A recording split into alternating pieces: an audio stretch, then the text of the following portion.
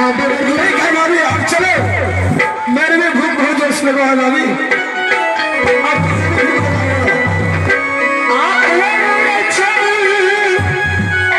सब बैठ जाइए, सब खेला देखा जा रहा है।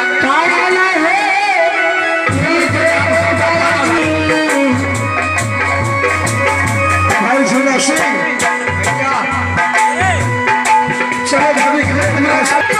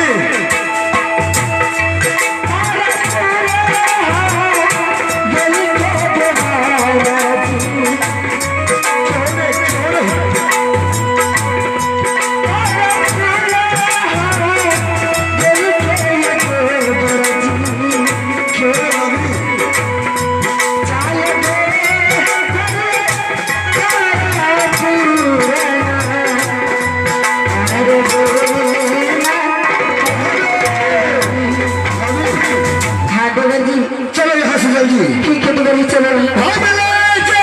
चला ये भाभी है।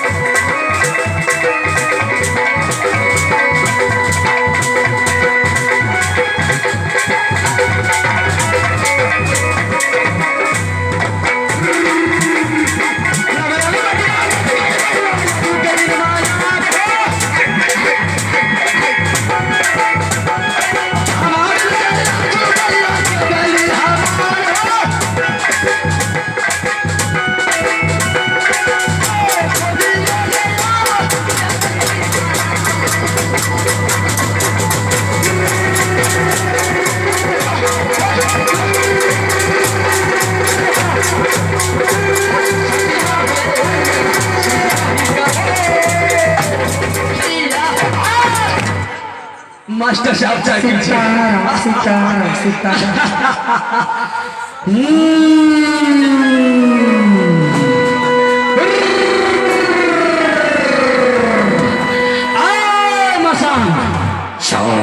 बताओ ये सुंदरी सती केवली कहाँ है? बताओ मसान।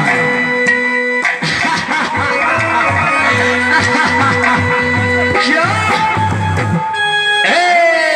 मशान बोलो, तारापुर चल गई है। शान ही ठीक है, यहां तक जाएगी ये हराम जाती, मैं उसका पीछा छोड़ने वाला नहीं हूं। मैंने कसम खाया है कि जब तक उसे हिरणपुर का डोमिन नहीं बनाया तब तक मैं शान का सांस नहीं लूंगा। जी मैं पीछे नहीं आगे आधे लेके दीवाना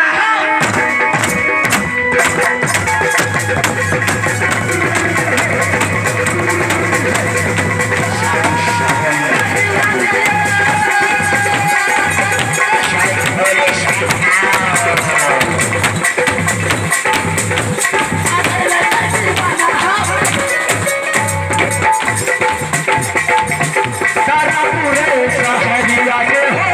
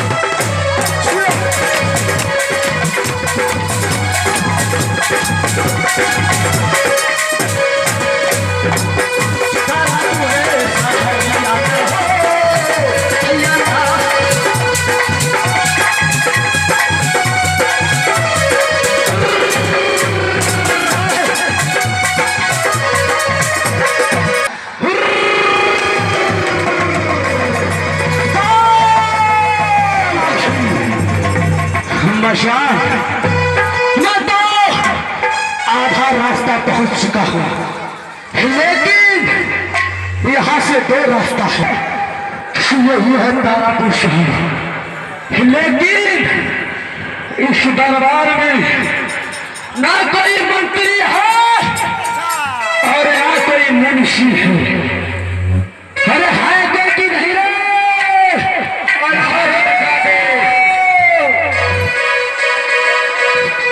चलो सामने आ जाओ।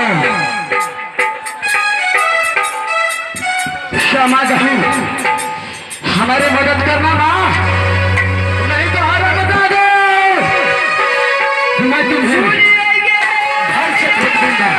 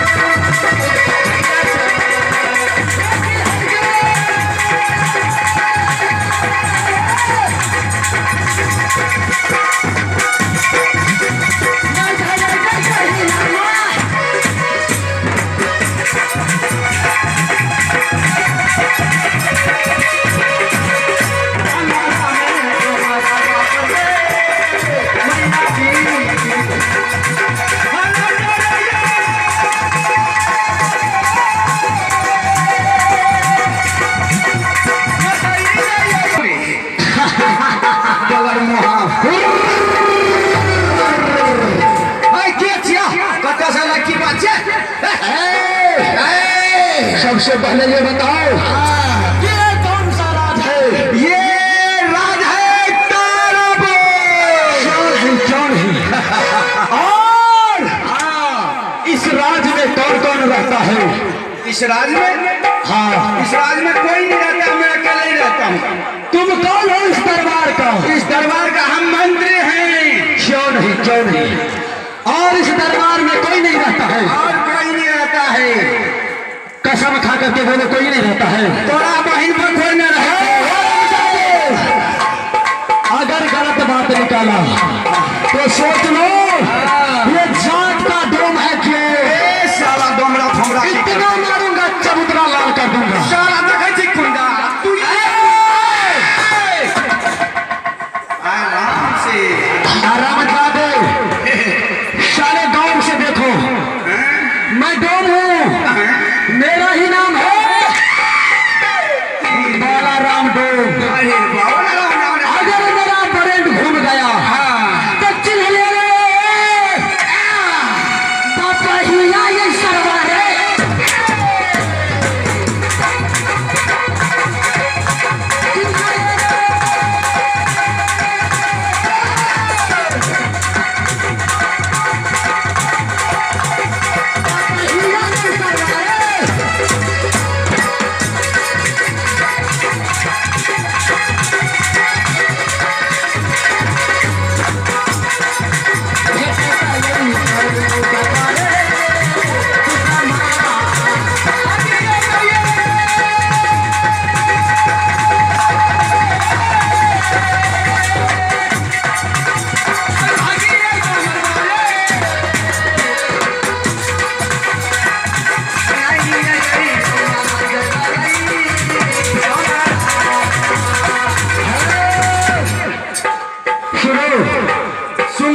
सबसे पहले ये बताओ, अगर तुम बता दोगे इस रात में कौन कौन रहता है तो मैं वापस चला जाऊँ। बताओ। हाँ हेलो, इस राज में कौन कौन रहता है? इस राज में, हाँ। इस राज में सब अपने ही रहते हैं और कोई फालतू आदमी नहीं रहता है। अपना ही तो है, लेकिन इस राज में भी राजा कौन सब है?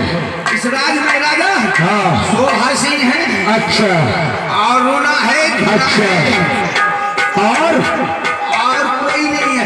क्या एक आदमी को छुपाते हो तो? कहाँ नहीं, यहाँ कोई लड़की फटनी कोई नहीं है। यहाँ कोई क्या रूना सिंह है यहाँ? है। तो मतलब है उसके साथ में झूना सिंह भी। क्या बात है, तुमने पता सही बताया।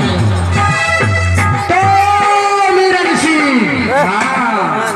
जरा मुझे उस रूना जूना से मिला दोगे? अवश्य मिला लेंगे। क्यों नहीं, क्यों नहीं, ठीक है, जल्दी मुझे मिला दो।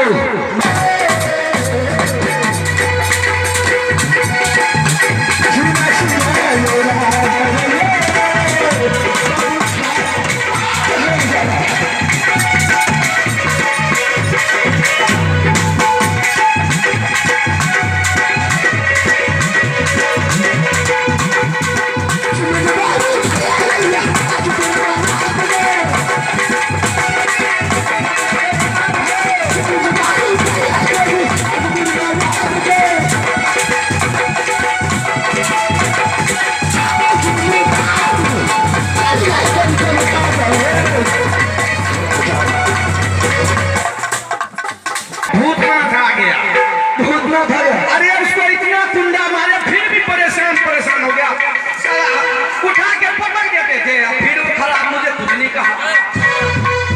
उसके बाद कहता है मैं तो तुमसे हार गया। तो अपना जो है कोई है दरबार में, घर में, हाँ है, तो बोला तू आएगा ना, साले को कुंडा से बात दोम है, साला दोमा हरामजादा आ गया फिर। हाँ साला हरामजादा कुत्ते।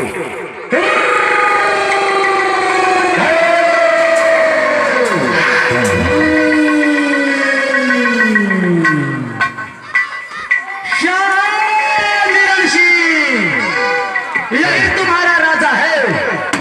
चलो, राजा राजा होता है और प्रजा प्रजा होता है। जिस राज में राजा का कदर न हो तो वो राजा कोई राजा नहीं होता है। और राजा के साथ साथ मास्टर साहब प्रजा का भी कदर होना चाहिए, अन्यथा मुश्किल हो जाएगा, मुश्किल।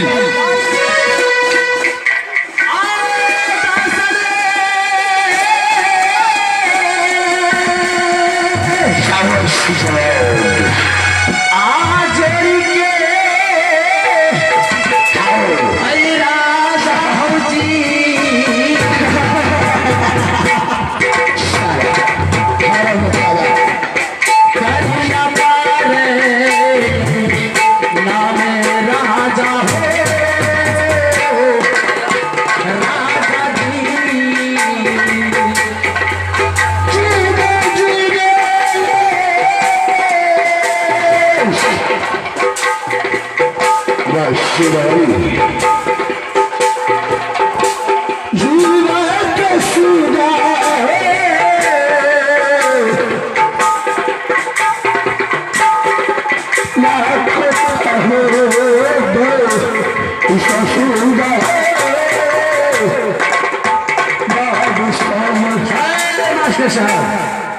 है राजन, बोलो।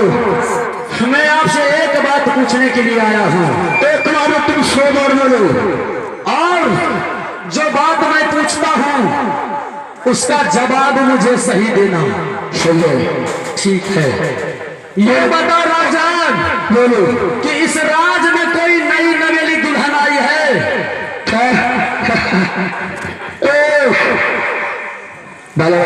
बोलो। इससे पहले आपको मैं कह चुका हूँ, हाँ अभी कह चुका हूँ कि यहाँ मेरे दो भाई से कोई लड़की नहीं आई है। देखो राजन, मुझे सही बता दो। मैं सही बोल रहा हूँ। क्या सही बोल रहा है? और लेकिन ये बात मुझे गलत लगता है। अरे तो पागल हो गया यार। नहीं नहीं, मैं पागल नहीं हूँ। अगर मैं पागल हो गया तो तुम्हारा जीना दुश्वार कर देंगे।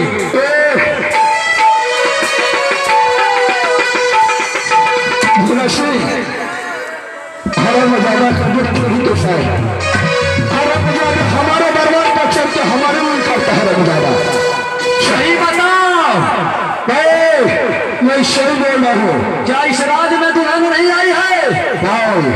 मास्टर साहब, सीधा उंगली से घी नहीं आता है, उसको टेढ़ा करने पड़ता है। जब तक उंगली टेढ़ा ना हो तब तक बाटी के अंदर घी नहीं निचोड़ता है। राजन, तुम सही बता दे, इस राज में कोई नहीं आया है। ठीक है, क्या मांग गई? चाहे तुम कहन कहा दो, चाहे इस बार कहा दो, तुम्हें कोई साथ देने वाला नहीं है। अच्छा, तो ये बात है। और क्या?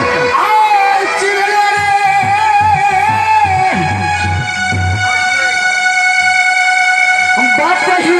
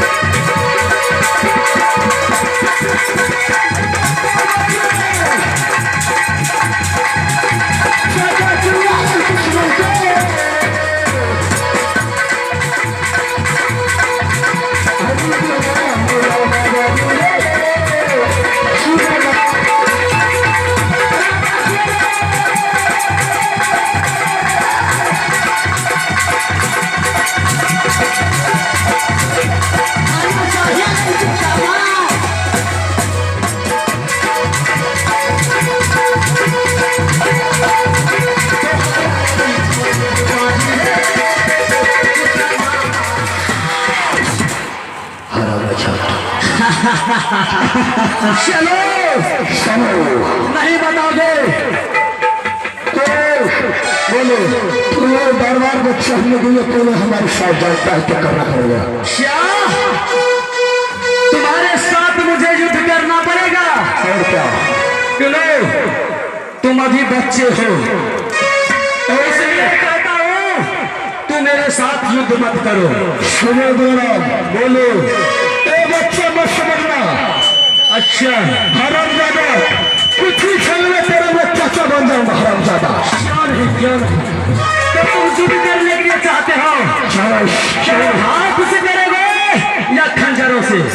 चलो हाथ से चलना हो। चलो तैयार हो जाओ हरामजादे, नहीं तो अभी भी संभल जाओ। तो भी समझ जाओ। चलो मास्टर साहब चलो।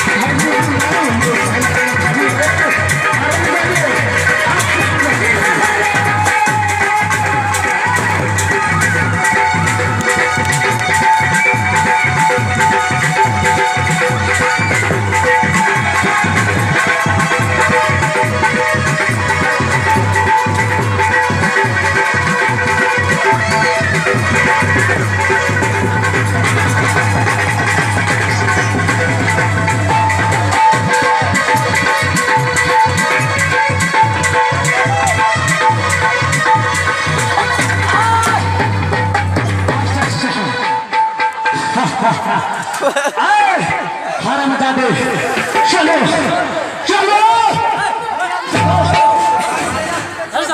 चलो पर्सन। मैंने तो दोनों से प्यार से पूछा था, लेकिन हरामजादे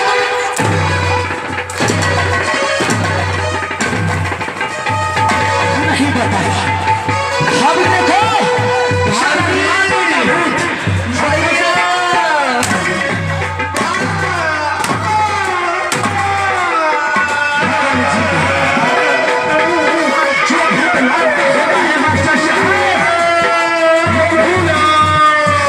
नहीं मानती।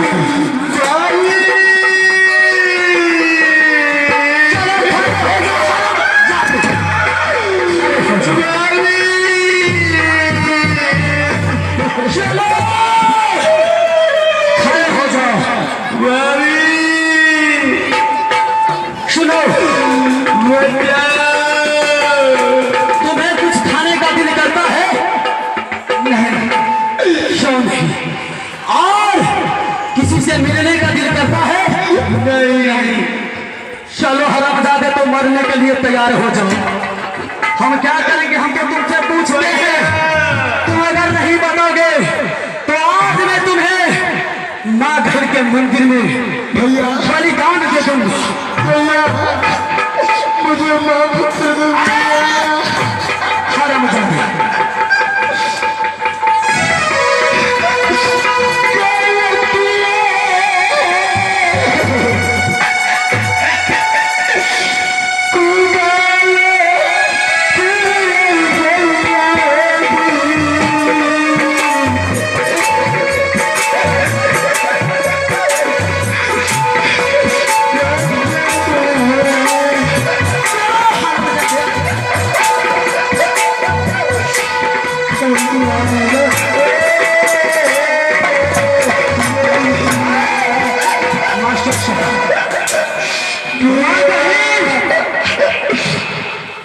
इस दुनिया में जितने भी मानव है, सब तुम्हें सागर पाठी का बलिदान देता है, लेकिन ये मौलाना तुम्हें मनुष्य का बलिदान दिया।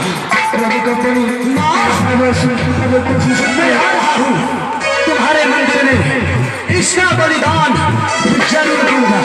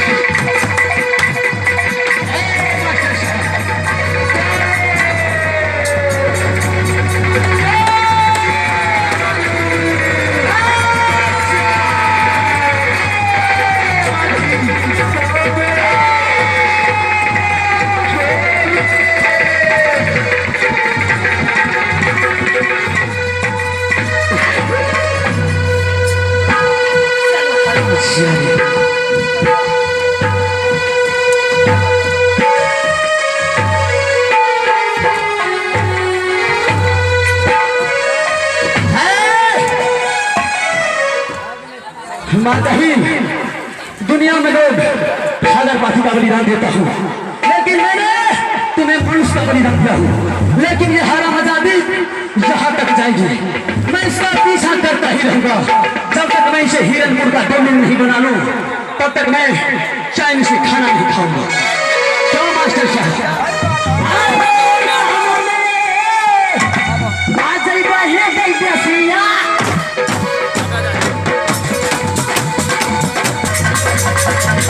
हे माधव जी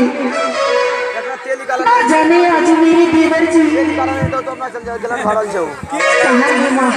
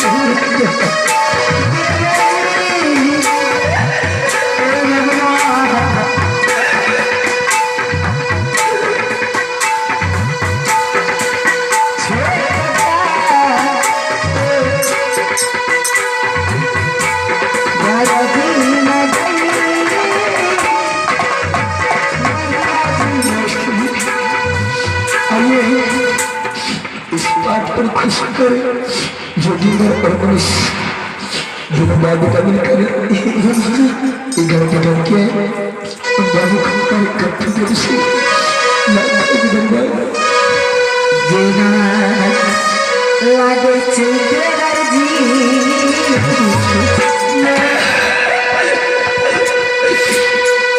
छोटी गेलैया देवर